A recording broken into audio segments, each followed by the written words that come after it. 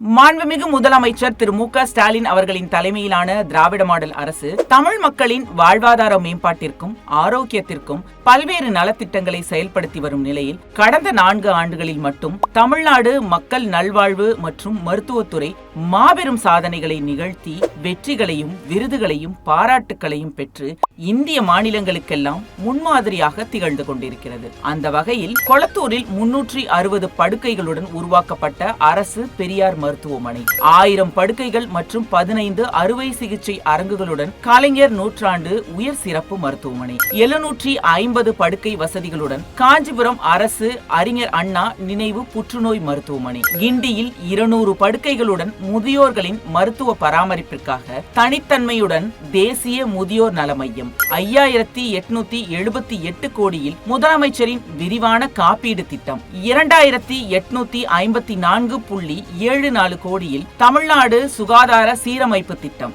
1046 கோடியில் 5 புதிய மருத்துவமனைகளுக்கு கட்டடங்கள் என பல்வேறு சிறப்பு வாய்ந்த திட்டங்கள் செயல்படுத்தப்பட்டுள்ளது. மேலும் 61.64 கோடி சிறப்பு நிதி ஒதுக்கீட்டில் மக்களை தேடி மருத்துவமானது 200 லட்சம் பயனாளிகளை கடந்து பொது சுகாதார சேவையில் மற்றொரு முக்கிய மைல்கல்லை அடைந்துள்ளது.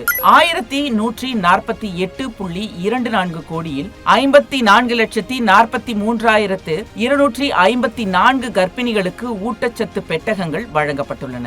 முதலமைச்சரின் விரிவான மருத்துவ காப்பீடு திட்டத்தின் கீழ் 1,33,806 பயனாளிகள் ரூபாய் 3,178.85 கோடி காப்பீடு தொகையில் பயனடைந்துள்ளனர். இது மட்டுமில்லாமல் மேலும் பல எண்ணிலடங்கா சாதனைகளை நிகழ்த்தி திராவிட மாடல் அரசு மொத்தம் 525 விருதுகளையும் பெற்று மருத்துவ கட்டமைப்பில் இந்தியாவின் மிகச்சிறந்த மாநிலம் தமிழ்நாடு என்கிற பாராட்டை பெற்றுள்ளது.